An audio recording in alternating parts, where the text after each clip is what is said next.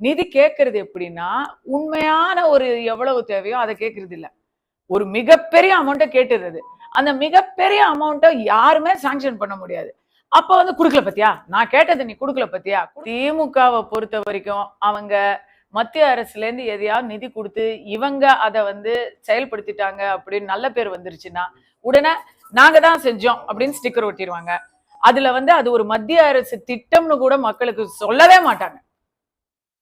அது 100 நாள் வேலை வாய்ப்பு திட்டமா இருக்கட்டும், இல்ல இலவச வீடு திட்டமாக இருக்கட்டும், இல்ல இதுவா இருக்கட்டும், அது என்ன மெட்ரோ ரயில் திட்டங்களா இருக்கட்டும், நெடுஞ்சாலை திட்டமா இருக்கட்டும், இதுல எல்லாம் வந்து நல்ல பேர் வாங்கினாங்கன்னா உடனே வந்து அதுல வந்து மத்திய அரசை பத்தி பேச்சே வராது.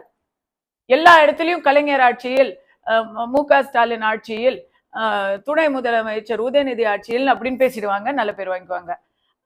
வெள்ள நிவாரணம் கொடுத்தாங்களா, அவங்க கொடுத்த நிவாரணத்துல இவங்க நிவாரண பணியை பண்ணிட்டு அதுக்கப்புறம் கேட்கறது எப்படின்னா நிதி கேட்கறது எப்படின்னா உண்மையான ஒரு எவ்வளவு தேவையோ அதை கேட்கறது இல்ல.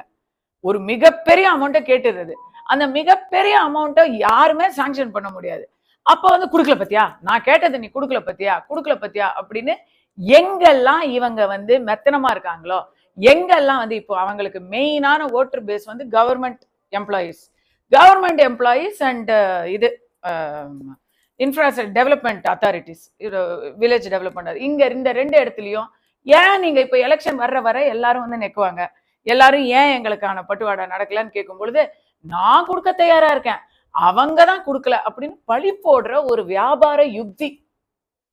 இது வந்து தீர விசாரிச்சு பார்த்தா எவ்வளவு அவங்க கொடுக்கல, எவங்களோ இவங்க கேட்டா இவங்க கேட்டதான் அவங்க கொடுக்கல அப்படிங்கறத உண்மை நிலவரமா இருக்கும். இவங்க ஏன் அவ்வளவு கேட்டாங்கிற கணக்கு இவங்க கொடுத்தாங்களா?